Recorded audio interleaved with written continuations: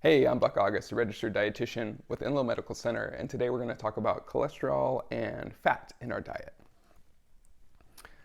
We'll talk about the different types of cholesterol in our body, like when you have your cholesterol labs drawn. Talk about how different fats will influence the cholesterol levels, where we want those cholesterol levels to be, and we'll talk about some fat content of different foods. So when it comes to cholesterol, when you have your labs drawn, you're going to see a few things. You'll see your total cholesterol. That's the total amount that's in there. Generally speaking, we want that to be less than 200. You'll also see the LDL cholesterol. Sometimes we call that one the lousy or the bad cholesterol. Generally, we want that to be less than 100, and sometimes the doctors will actually recommend that you keep that less than 70. The HDL, or good cholesterol, that one actually binds with LDLs, helps our body to get rid of them. We actually want that one to be a little bit higher, so at least 45 for men, 55 for women. Even higher than that can be very healthy. And triglycerides. So triglycerides are basically just the amount of fat that's in your blood. Oftentimes when cholesterol is high, triglycerides are high. Also, oftentimes I'll see high triglycerides with people who maybe have diabetes as well and have higher blood sugars. When we have extra sugar in our diet or extra processed carbs like white rice, white bread, those things have a tendency to drive up triglycerides because the extra carbs go to our liver, they get turned into fat or triglycerides, and then that increases in our blood. With triglycerides, we want those to be less than 150 typically. Now, when it comes to fats in our diet, different fats play a different role in our cholesterol levels, in our triglyceride levels as well. So saturated fats come mostly from animal products. There are a few plants that have a lot of saturated fat, like coconut oil and palm oil. Some people have been using coconut oil for cooking and different things.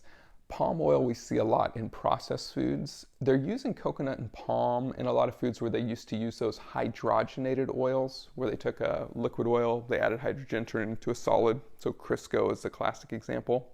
But that created what they call trans fats, which are just really detrimental to our arteries, to our cholesterol levels. So they pull trans fats out of most foods, but they replace some of those with the palm and the coconut oil, which are, as we've been talking about, very saturated, so not the best. Saturated fats have a tendency to increase our LDL level. So when it comes to meats, which can have a lot of saturated fat, you want to choose leaner cuts of meat. You want to get rid of any visible fat. So if you get a pork chop or steak that has fat all around the outside, you can trim that off. When it comes to poultry, you can choose a lighter as opposed to the darker meat. You can pull the skin off. Most of the fat and saturated fat is going to be there in the skin, and it's in higher concentrations in the dark meat. When it comes to ground meat, if you get ground beef, you can get as lean as possible. So they have 90, 93, 95% lean. Some of it gets really lean. It gets kind of almost dry when you cook it. So, as lean as you can. And for poultry, it's the same. You want to choose the leaner stuff.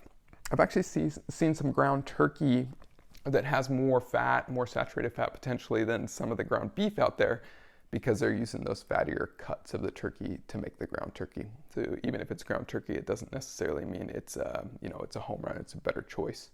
You still have to pay attention to the fat content. When it comes to dairy products, some people are choosing to use, skim milk, 1%, maybe 2%. Generally speaking, they recommend steering clear of whole. There's been some more recent research that's made that a little more murky, but generally speaking, if you already have a high cholesterol, it's probably good to choose a lower fat dairy, or a lot of people just go a different direction and they'll choose something like unsweetened almond milk or soy milk or oat milk instead of the cow's milk. For saturated fat, they recommend that we limit it to no more than 10% of our daily calories, or maybe even decrease that to no more than 7% of our daily calories. So to give you an idea, if we looked at a 2,000 calorie diet, which is kind of just the average calorie recommendation, it's not for everybody, but it's just kind of a good baseline. Limiting saturated fat to no more than 7 to 10% of those calories would be no more than 140 to 200 calories. And then if we divide that by 9, to get how many grams, that means no more than 16 to 22 grams of saturated fat per day. And the easy way to figure that out too is if you look at a food label, this is butter, there's 11 grams of total fat in a serving, 7 grams of saturated fat, and it says right on there that that's 35% of your daily value. So 35 is about a third. So if you multiply 7 by 3, it's about 21, which fits within that 16 to 22 grams that we just talked about.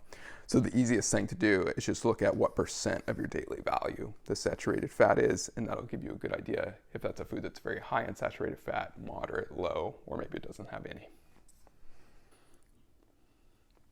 So what about cholesterol? There are some foods that are really high in cholesterol, like eggs and shellfish. For most of us, it's not so much the cholesterol we eat that drives up the cholesterol levels in our blood, but some people are very sensitive to cholesterol in their diet. So if you're someone who struggles with a very high cholesterol, you need medicine to help to keep your cholesterol down, it might be prudent to choose lower cholesterol foods. So go easy on eggs and shellfish. Watch out for those saturated fats, the fatty meats and whatnot that are real high in saturated fat. You can choose omega-3 eggs where they actually have fed the chickens things like flaxseed. It actually changes the fat in the egg yolk, so it's a little bit better for us. Or some people they'll just choose like the egg whites or the egg beaters instead of eating the yolk because most of the cholesterol and saturated fat of the egg is in the yolk. So on the flip side, there are some fats that are really heart healthy and good for us. Those are what we call the unsaturated fats. So there's monounsaturated and polyunsaturated. So polyunsaturated fats, one of the healthiest is what they call omega-3s. Those are the ones that we find in fish, but you can also find them in things like walnuts. There's a little bit in soybean oil. Omega-3s are great because they really help to decrease our triglycerides, so decrease that fat level in the blood. Omega-3s are also anti-inflammatory, which is really important because inflammation can play a role in heart disease. Some people choose to take an omega-3 supplement, especially those who don't eat a lot of fish. That's something you could talk to your doctor about. You want to be careful though, because if you are on a blood thinner, you don't necessarily want to add a lot of omega-3s because they can thin the blood additionally. So run it by your doctor before you start adding a supplement like that. Certain seafood is extra concentrated in omega-3s, so things like salmon, herring, mackerel, some tuna, sardines, trout. Fish is also low in saturated fat, and generally speaking, they recommend that we try to eat fish 2 times a week to help with our heart health, help with that inflammation, and just generally people who eat fish more often are found to be more healthy. If you're worried about seafood and what sort of contamination there may be in there, there's a great program. It's called the Monterey Bay Aquarium Seafood Watch. They have an app and a website that you can go to, and it can help you to choose fish that are both low in contamination and also being fished for, caught, or farmed in a responsible way. So that's a great resource when you're trying to choose which fish to eat. So we talked about the polyunsaturated fats, that's like the omega-3s. There's another one that's called monounsaturated. So the monounsaturated fats are about the best out there. They help to increase our HDL, our good cholesterol, and decrease our LDL, or our bad or lousy cholesterol. We find these a lot in things like olives, so olive oil, avocados, nuts and seeds, peanut butter, almond butter, those sorts of things. So when I think monounsaturated fats, I think of the Mediterranean diet, which has a lot of, again, the olive oil, some nuts and seeds, things like that, lots of produce. So it's a really healthy diet, very heart healthy, and a lot of that is because of all those heart healthy fats that they include in their diet. Another thing that potentially can help to lower cholesterol are what they call plant sterols. Now we find these naturally in things like whole grains, beans and lentils, nuts and seeds, and fruits and vegetables.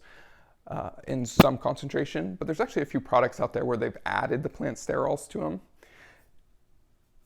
These plant sterols, they're similar to cholesterol in their structure, so they actually compete with cholesterol for binding, and so when you have more plant sterols coming in through your diet, you're going to absorb less cholesterol. So you can find these in things like Benecol, Take Control, and there's actually some supplements like Cholestoff that have a lot of those plant sterols and potentially can help to lower your cholesterol. Benecol and Take Control, if you use a margarine, that's a fine choice if you want to use one of those. Before you add a supplement, I would talk to your doctor to make sure that's okay.